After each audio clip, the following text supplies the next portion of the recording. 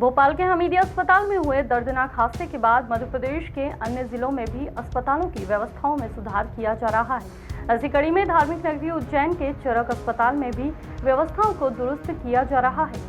भोपाल के हमीदी अस्पताल में हुए हादसे में कई बच्चों की दर्दनाक मौत हुई है, जिसके बाद उज्जैन के चरक अस्पताल में नवजात बच्चों के NICU में भी आंख से निपटने की व्यवस्थाओं को दुरुस्त कर लिया गया है। ऑडिट के तहत अब आंख बुझाने वाले उपकरणों पर एक्सपायरी डेट तारीख अंकित की गई है। फायर एक्सटिंग्विशर और डॉक्टर व नर्सों को अपडेट किया गया है। भोपाल में हुए घटना को दुखद बताते हुए उज्जैन कलेक्टर आशीष सिंह ने बताया कि उज्जैन के सरकारी अस्पताल और प्राइवेट अस्पतालों में इस तरह की घटना वापस न हो, इसके लिए सुरक्षा इंतजाम बढ़ाने के निर्देश दिए गए हैं।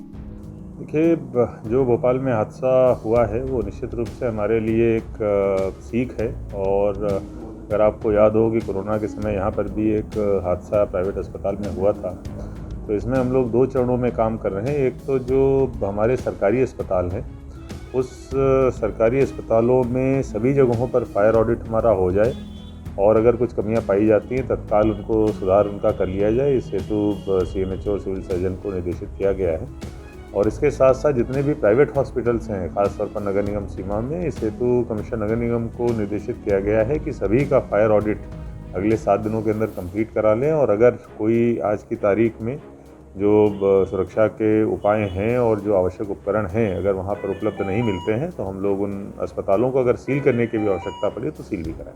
NSCU वार्ड के प्रभारी डॉक्टर दिलीप बास्के ने बताया कि वार्ड में करीब 12 फायर उपकरण रखे गए हैं। फायर एक्सटिंग्विशर और डॉक्टर नर्सों वार्ड बॉय को अपडेट किया गया है।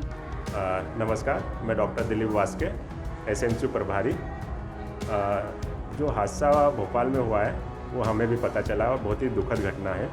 इसकी पुनरावृत्ति ना हो हमारे जिला चिकित्सालय में भी, तो इसके लिए जो फायर फाइटर, फायर एक्सटिंग्विशर और जो नर्सिंग स्टाफ, जो हमारे वार्ड बॉय है, आया बाई है और डॉक्टर्स, इनकी सारी ट्रेनिंग वगैरह अपडेट कराया है।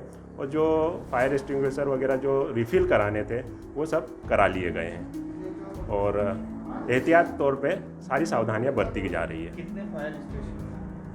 अगर हमारी यूनिट की बात करें तो हमारे यूनिट में अंदर 12 फायर एक्सटिंग्विशर लगाए गए हैं जो वर्किंग कंडीशन में है और उन्हें चलाना कैसे है ये हमारे स्टाफ को उसकी ट्रेनिंग भी दे दी गई है। और ट्रेनिंग होती रहती है, हर 6 महीने में होती रहती है, साल भर में भी होनी चाहिए, हमारी 6 महीने में होती रहती है और हम अपडेट हैं उसके लिए। अभी विंटर सीजन स्टार्ट हुआ है तो थोड़ा ये नवजात बच्चों के लिए हेल्दी होता है। अभी मेरे पास अंदर 2 तरह की यूनिट है, आउटबोर्न यूनिट और इनबोर्न यूनिट। आउटबोर्न यूनिट में जो बाहर डिलीवरी होते हैं वो वाले बच्चे हमारे पास एडमिट होते हैं और इनबोर्न यूनिट में हमारे पास जो हमारी चरक भवन में जो डिलीवरी होती है वो वाले बच्चे हमारे पास एडमिट होते हैं। तो ऐसे टोटल हमारे पास 16 बच्चे अभी गंभीर अवस्था में भर्ती है। हमारी जो यूनिट की क्षमता है वो 35 बेड की है।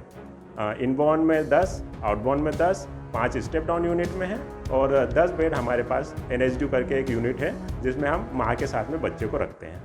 बता दें कि सरकारी अस्पताल में ऑडिट के लिए CMHO को निर्देशित किया गया है। वहीं नगर निगम क्षेत्र में आने वाले प्राइवेट अस्पतालों को 7 दिन में ऑडिट अपडेट करने के लिए कहा गया है। अगर 7 दिन में भी फायर सिस्टम अपडेट नहीं किए जाएंगे तो अस्पतालों को सील भी किया जा सकता है। भोपाल राजधानी के हॉस्पिटल में बच्चों के वार्ड में एक बड़ी घटना सामने आई थी। उसी के बाद में पूरे प्रदेश में सभी हॉस्पिटल के जिला प्रशासन द्वारा सर्च ऑपरेशन चलाया जा रहा है, सारी व्यवस्थाएं दुरुस्त की जा रही है। इस वक्त हम खड़े हैं चरक भवन हॉस्पिटल में, जो मध्य प्रदेश का सबसे बड़ा हॉस्पिटल माना गया है। अब यहाँ पर सारी चाक चौबंद व्यवस्था यहाँ पर की गई है। जो बच्चों का ICU रूम है उसको पूरी तरह से चाक चौबंद किया गया है। यहाँ पर जो फायर स्टेशन होते हैं वो यहाँ पर करीब 12 फायर स्टेशन ICU रूम में लगाए गए हैं। वहीं जो हॉस्पिटल में जो घटना हुई थी उसके बाद में पूरे हॉस्पिटल में इस तरह की व्यवस्था की गई है। आप ये सामने देख सकते हैं, ये ताज़ा ये जो तारीख आपको दिख रही है ये उस घटना के बाद की तारीख यहाँ पर डाली गई है। और जितने भी अग्नि यंत्र है इन सबको अपडेट यहाँ पे करा दिया गया है। अब ऐसी घटना दोबारा ना हो इसलिए जिला प्रशासन भी सख्त नज़र आ रहा है।